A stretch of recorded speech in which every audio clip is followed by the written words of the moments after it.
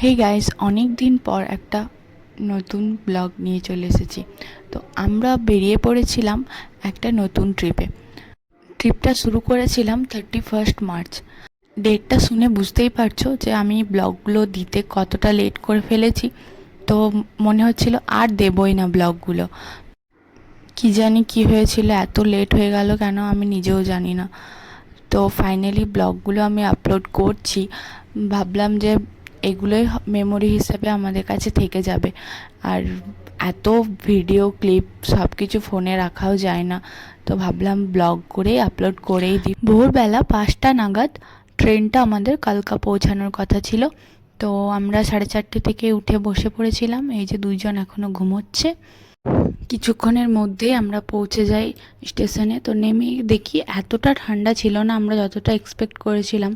তারপর আমরা চেপে পড়ি টয় ট্রেনে। আমাদের টিকিট অলরেডি কাটা ছিল। দুটো টিম আমাদের চলে গেছিলো অন্য কেবিনে।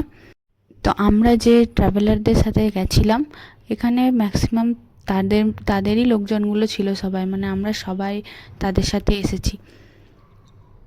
তো টয় ট্রেনে চেপে প্রথম তো খুবই ভালো লাগছিল।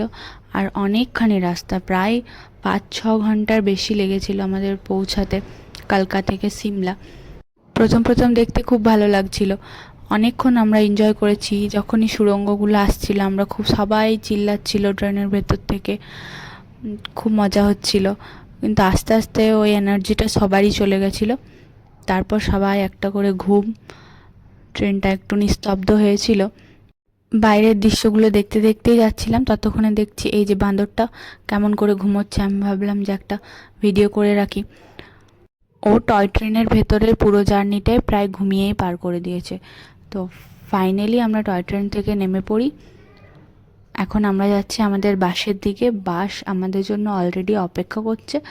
তো যে ট্রাভেলারদের সাথে এসেছিলাম তারাই বাসগুলো অ্যারেঞ্জ করে রেখেছিল। তো ফাইনালি এখন আমরা হোটেলের দিকে এগিয়ে যাচ্ছি। আর রাস্তাগুলো কি ডেঞ্জারাস ছিল, বাপরে বাপ! মনে হচ্ছে এই বাস উল্টে গেল নিচের দিকে। কিন্তু ড্রাইভারগুলো ছিল একদম সলিড। এই যে আমাদের ফার্স্ট হোটেল হিলডেন। নেক্সট ব্লগে হোটেলটা একটু দেখাবো। তো হোটেলটা খুব সুন্দর ছিল। তো বাই বাই, নেক্সট ব্লগে আবার দেখা হবে।